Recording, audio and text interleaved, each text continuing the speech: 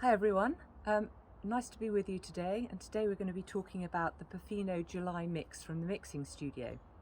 So we've done a lot of florals recently, and I thought this time I would like to provoke you a little bit by introducing you to a balsamic note. Now balsamic notes, like floral notes, are just a group of fragrances that are held together by the fact that they tend to be sweet, warm and resinous, and a lot of them are indeed resins, so they come from trees. The one that I'm using in the July mix is called Peru Balsam. Now Peru Balsam actually comes from El Salvador. It's called Peru Balsam because it's historically been exported via Peru, and it's been exported for many centuries because it was used in various religious ceremonies and for medicinal purposes. So Peru Balsam is very thick and sticky, and it smells strong, earthy, woody, smoky, a bit like vanilla actually, but it's much less precious than vanilla because vanilla can take about 5 years to produce. So the story of Peru Balsam is quite interesting. It's a tree, it's about 120 foot tall, and it grows in El Salvador, often is used as shade for coffee plantations.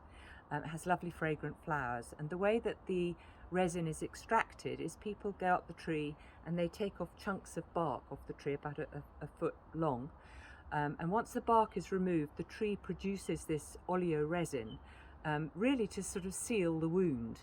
And what people do in El Salvador is they put a rag or a cloth over the wound, which seeps up all this resin over time, and they then, after 2 or 3 weeks, remove the rag, boil it, and what you get at the bottom is basically the essential oil, Peru Balsam. It's very difficult to work with because you have to heat it up to get it liquid enough to actually be able to mix with it, which is exactly the same thing for vanilla. So strong, earthy, woody smell, and I wanted to take this even further with another balsamic fragrance, which is myrrh. Now you will all have heard of myrrh because it's been around for centuries. Again, for religious ceremonies it was used a lot. In Arabic, myrrh means bitter, and it does actually, it reminds me of churches. It's got that sort of mystical element to it, but it actually goes very well with florals. It's a good fixative for florals, which means it helps them last a little bit longer. Myrrh, again, a very interesting one. The name Myrrh comes from Myrrha, who is the mother of Adonis. An interesting story in Greek mythology. Myrrha had an infatuation with her father and became pregnant with Adonis, and was chased from Greece out across the desert and was transformed into a tree.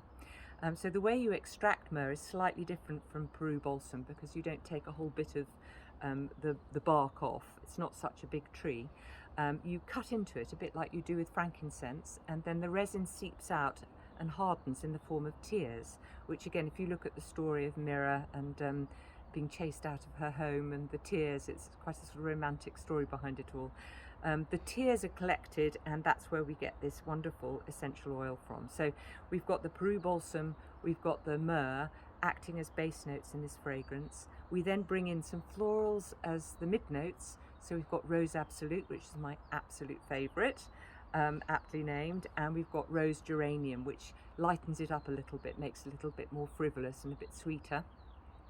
And then for the top note, I've decided to use grapefruit.